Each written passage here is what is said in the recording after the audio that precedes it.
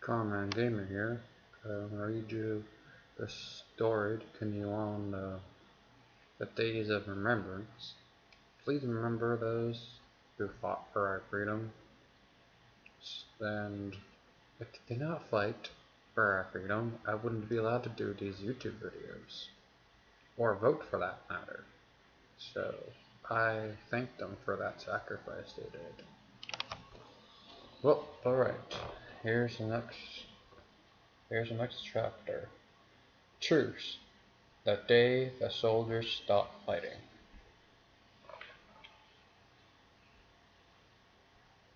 Those stupid kings and emperors. As the 20th century began, much of Europe was restless and fearful. For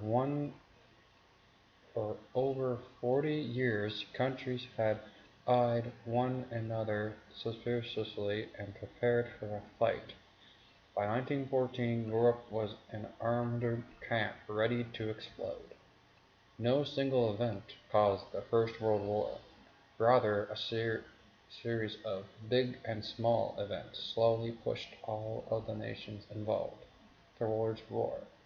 And even though we now know that the conflict might have been avoided, at the time each country believed it had good reasons to fight. For instance, in 1914, Germany was probably the most powerful country in Europe, economically and military. But Germany's ruler, Kaiser William II, was nervous. He believed that countries such as France and England had ignored the advice when it came to European politics. In addition, England, France, and Russia had formed an alliance, called the Triple Entente, early in the 20th century. As a result, William wounded about his empire being surrounded by unfriendly countries. For William, his fears led him to rely on German military power to avoid being bullied. Meanwhile, William's Austrian ally, Emperor Francis Joseph, was upset by the way Serbia was gaining economic and military power along his southern border. Two recent wars had more than doubled the size of that country.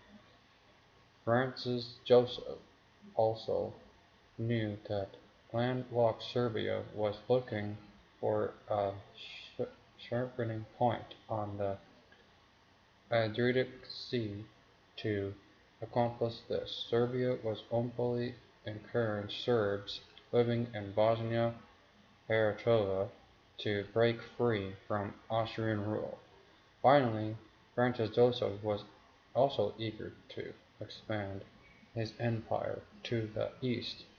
By taking control of parts of Poland, the fierce economics of Serbia and Austrian devotion made the emperor and his military advisors nervous and ready for war. On the other side, France was tense and anxious.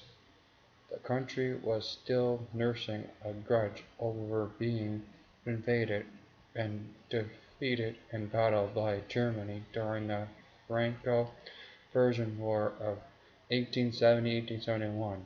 The humiliation was made worse when France was forced to give Germany two of its territories on its eastern border, Alsace and Lorraine. Over in Great Britain, King George V and his parliament, worried about Germany's growing naval power. This threatened England's dominance of the world's oceans and in turn its hold on its colonies.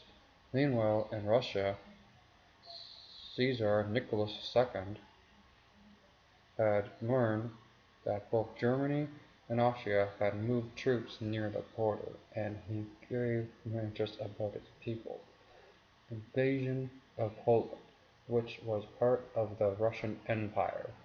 In advance, he hoped a strong Serbia would limit the growth of the Austrian-Hungarian Empire in the south.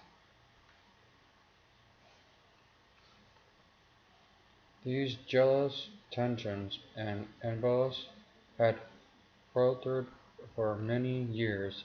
In case of France, for more than 40 years. While this kind of central skirmish, this was a real sense among the leaders and military commanders of the countries, that major conflict was very likely, if not inevitable. Of course, in order to wage a successful war, they all knew that needed something else, the full support of their citizens.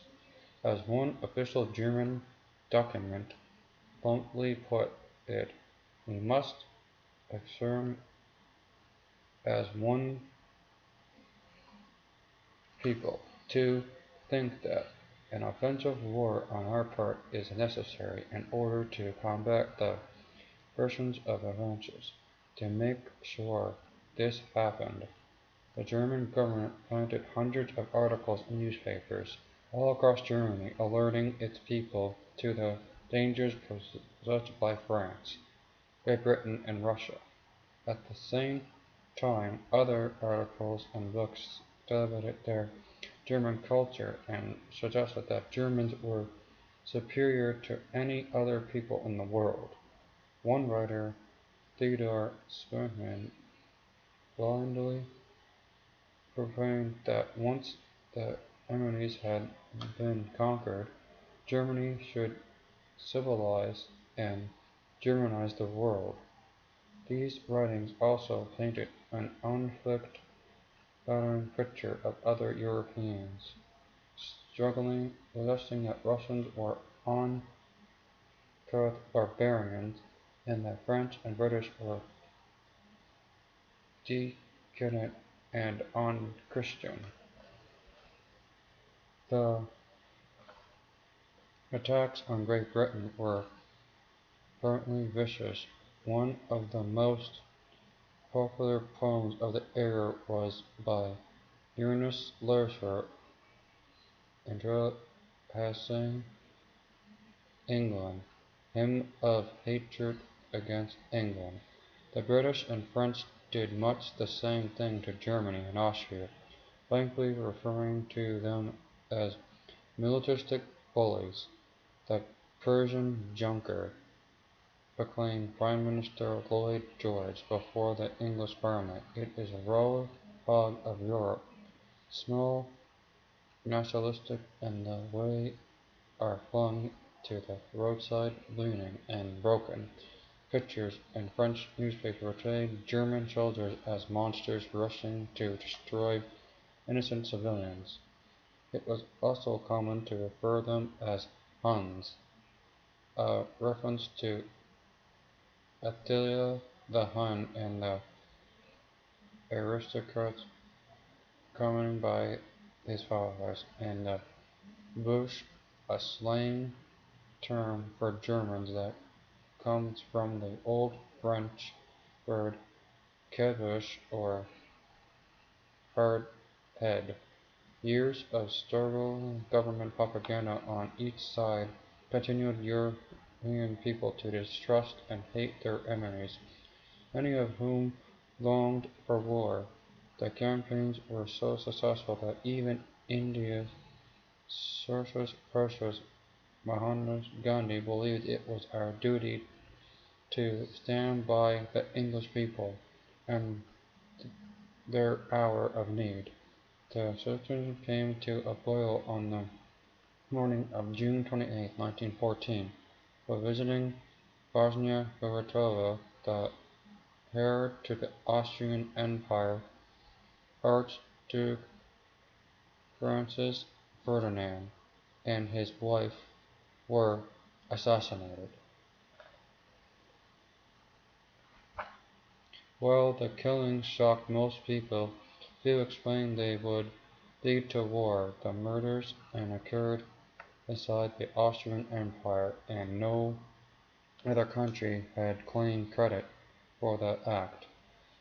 What is more, the Emperor of Austria, Francis Joseph, was not all unhappy that this nephew would no longer succeed him. Francis Ferdinand had disappointed his uncle with his broken form transition and married a commandeer. Then he argued his uncle even more by announcing his plan to give the Slavic Mongols and the emperor greatest freedom when he became emperor himself. But now with Francis Ferdinand dead, Francis Joseph quickly recognized his less struggling great-nephew, the Archduke Charles, as his new successor. The emperor was so pleased that he remarked, "For me, it's a great relief from worry." But Francis Joseph, military advisers, believed that assassins were part of a Serbian conspiracy to attack rebellion in Bosnia-Herzegovina. Fueled by anti-Serbian riots through the empire, his allies demanded action. They were encouraged in this by Kaiser William, and a June 30th telegram. The Kaiser made his oaths very clear. The Serbs must be deprived of and the right soon. Francis Joseph hesitated. He was afraid that an attack on Serbia would force Russia to respond militarily. Germany assured him that Russia was in no way prepared for war, but that should war between Austria-Hungary and Russia divide undividable, Germany would be at Austria's side immediately. Several days went by, but Francis Joseph still did not act. In part this was due to his cautious nature, but it was also the result of a secret report he received the day before. The report clearly stated that there was no evidence that the Serbian government had been involved in assassinations. Franz Joseph did not make the report public, so that pressure from his advisers and citizens to attack continued. Kaiser William even engaged him on what a private message that read, "The earlier Austria attacks the border, it would have been better to attack yesterday than today, and better to attack today than tomorrow." Proclaimed by public opinion, his advisor Kaiser William, and his fear of Serbian expansion, Francis Joseph decided to ignore the secret report and forced a conversation. On July 23rd, Austria issued an ultimatum to Serbia, containing 15 demands. Among the demands, Serbia was required to stop all anti-Austrian propaganda, abandon its activities in Bosnia-Herzegovina, and allow Austria to join in the investigation, trial, punishment of the murderers. An answer was demanded within 48 hours. Substance of the demand would require Serbia to give up a great deal of its national authority, so one citizen agreed to the harsh terms.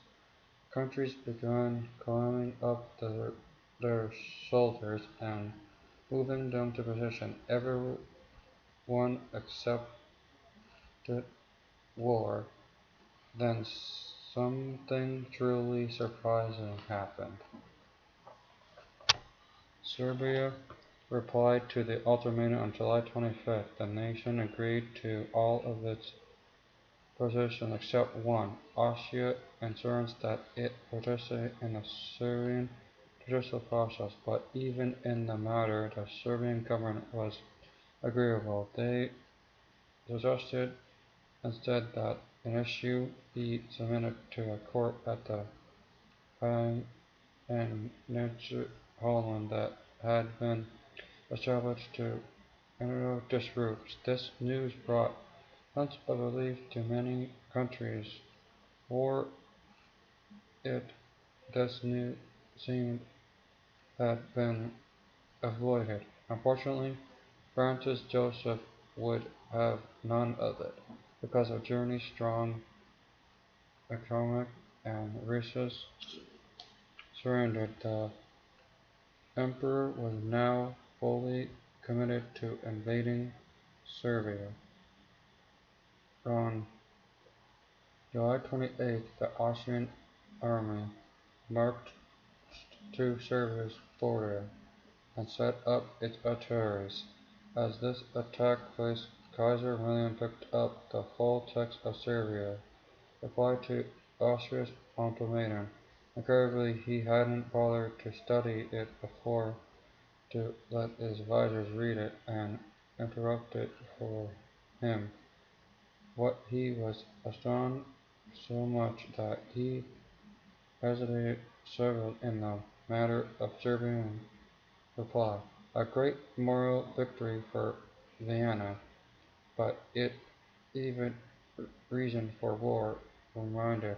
On the strength of this I should never have ordered mobilization.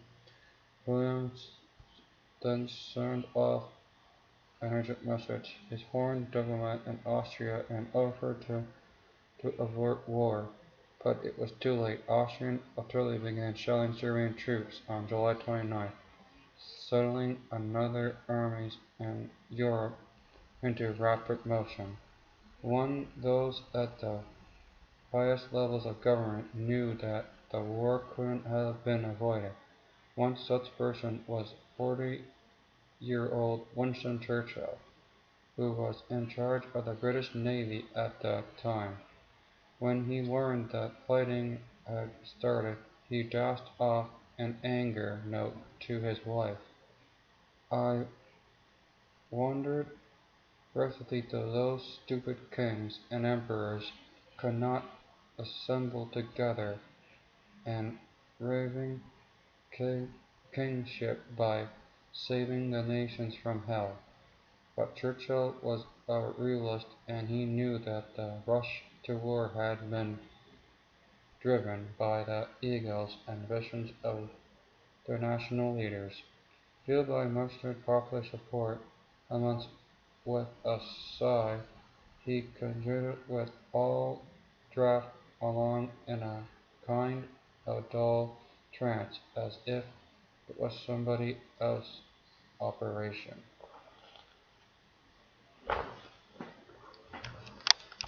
Well, I hope you noticed these videos. There will be more tomorrow, and please stop and thank a veteran. If you have vet in the streets, buy them a meal, happy meal, anything, and thank them for their services, for what they did for your country. Thank you, and this is Common Gamer signing off. Please comment, rate, and subscribe, and hit the like button.